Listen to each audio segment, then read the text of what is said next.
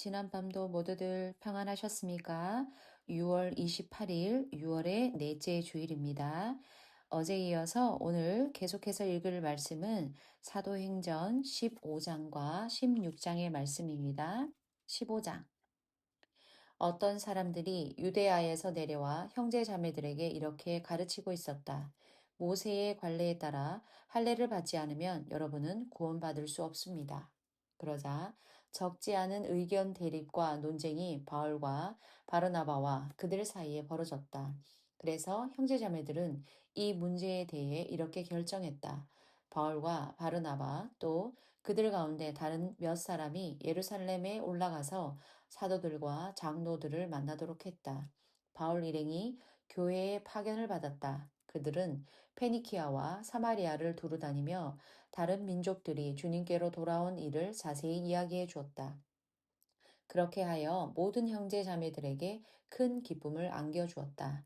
바울 일행이 예루살렘에 다다르자 교회와 사도들과 장로들이 맞아주었다. 바울 일행은 하나님이 자기들과 함께 하셔서 하신 일들을 다 전해주었다. 그런데 바리새파 사람들 가운데서 이미 믿게 된 사람 몇 명이 벌떡 일어나서 말했다. 그들에게 반드시 할례를 주어야 합니다. 모세의 율법을 지키라고 요구해야 합니다. 사도들과 장로들이 이 문제를 살펴보려고 함께 모였다. 많은 논쟁이 있고 나서 베드로가 일어나 그들한테 말했다. 형제 여러분, 여러분 자신들이 알고 계십니다.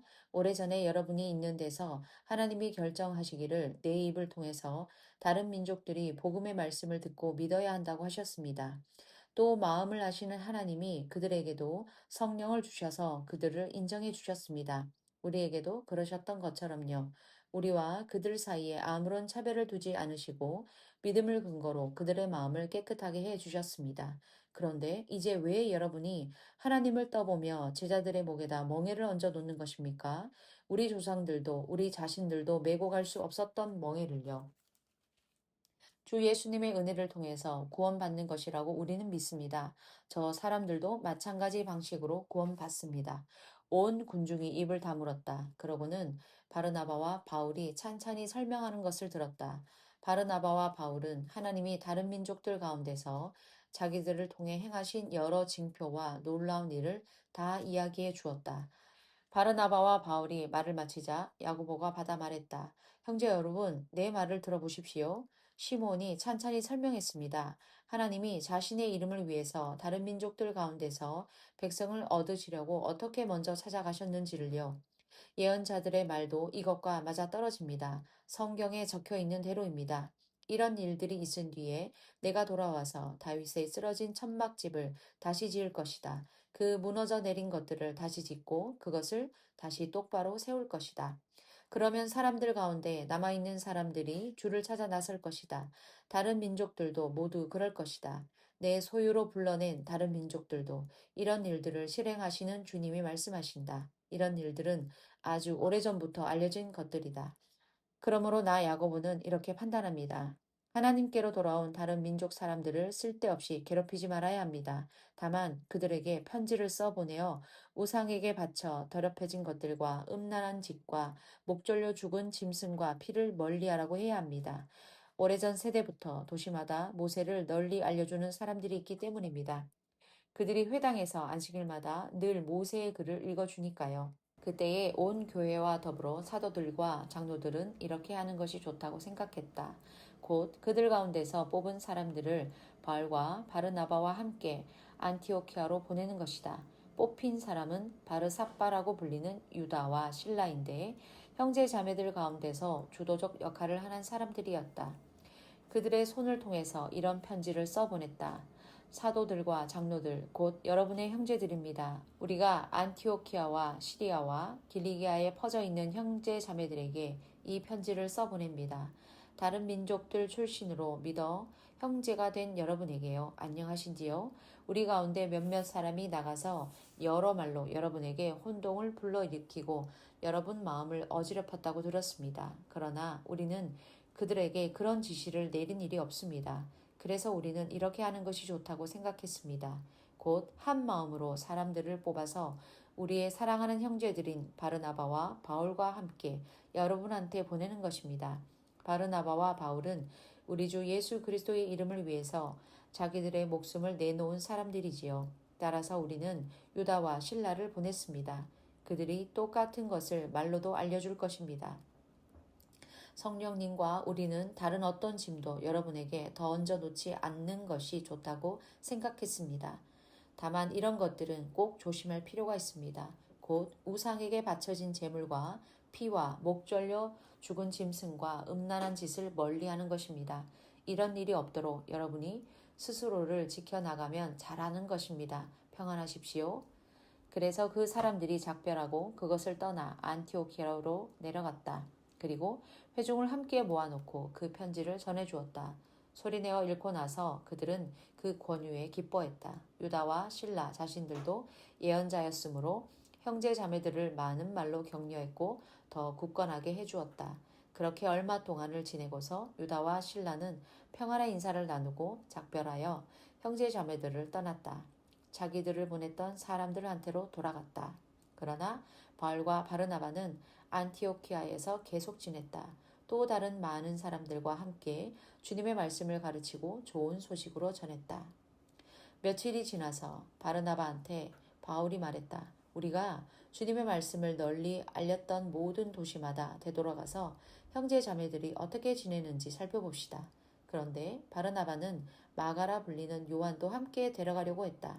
그러나 바울은 그런 사람을 함께 데려가지 않는 것이 마땅하다고 여겼다.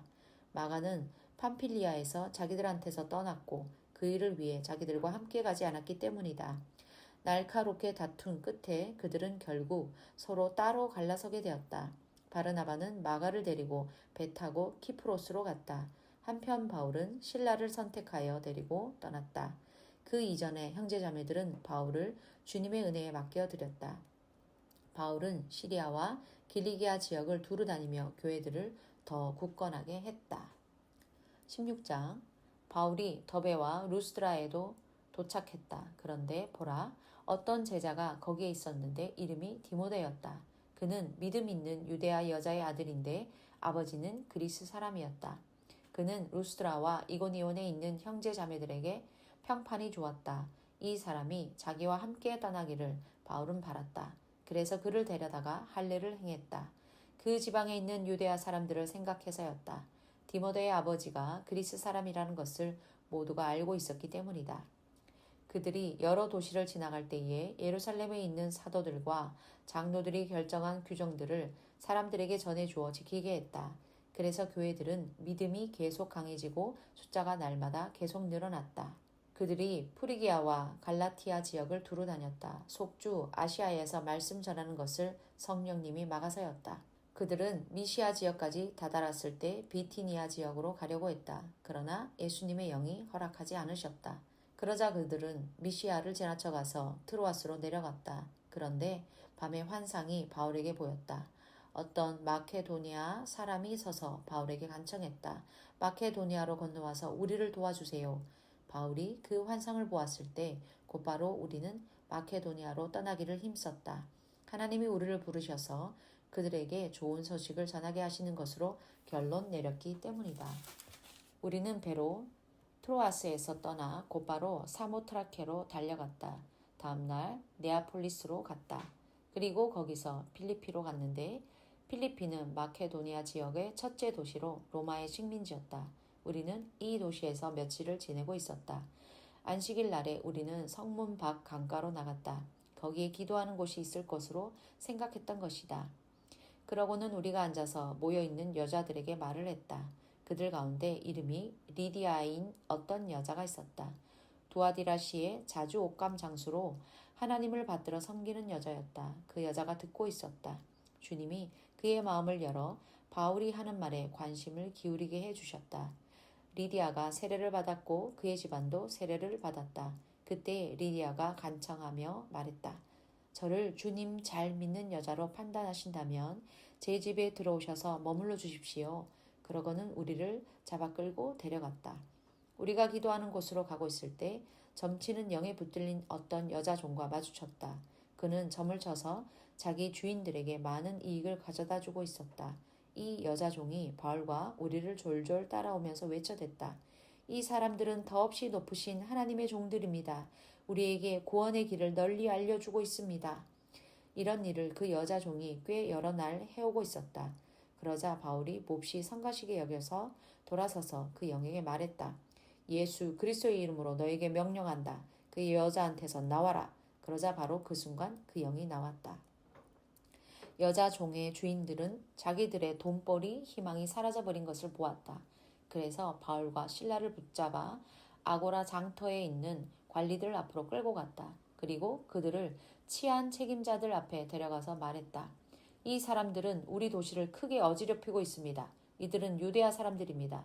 그리고 우리가 받아들일 수 없고 따라서는 안 되는 풍습을 널리 퍼뜨리고 있습니다. 우리는 로마 사람이니까요.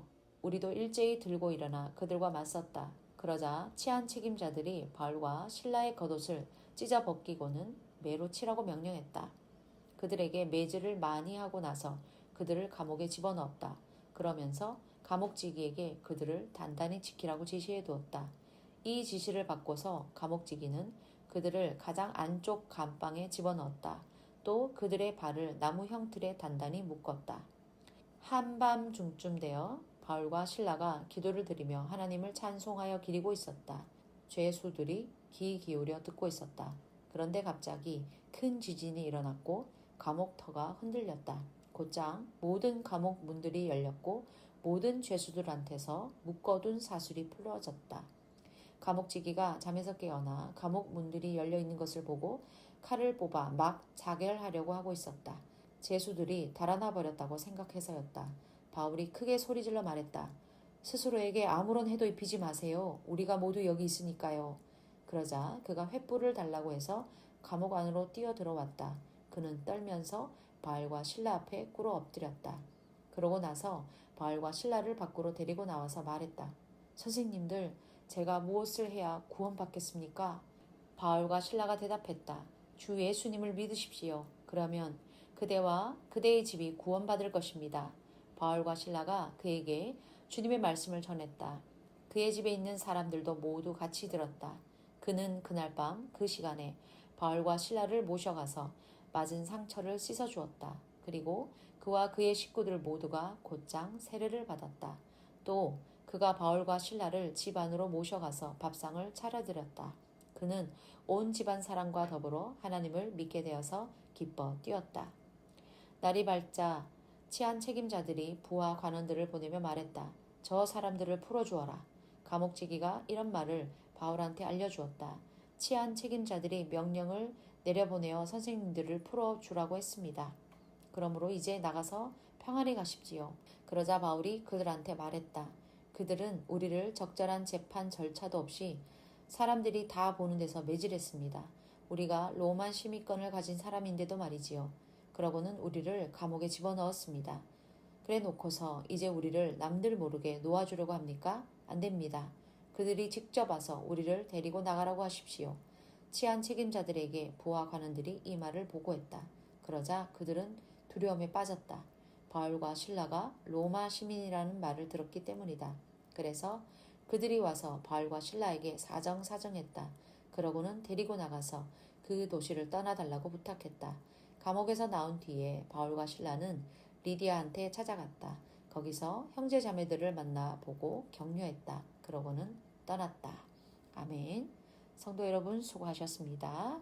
오늘 주일도 하나님의 말씀을 사모하는 예배가 되시길 축복하겠습니다. 수고하셨습니다.